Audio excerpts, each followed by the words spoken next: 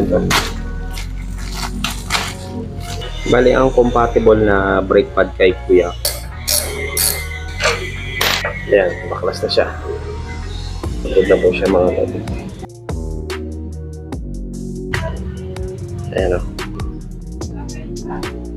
Kabitan natin itong bago. Siyempre, bago natin ikabit yung bago nating brake pads, lilisan muna natin yung caliper natin. Gawa na lang tayo ng separate plug para doon.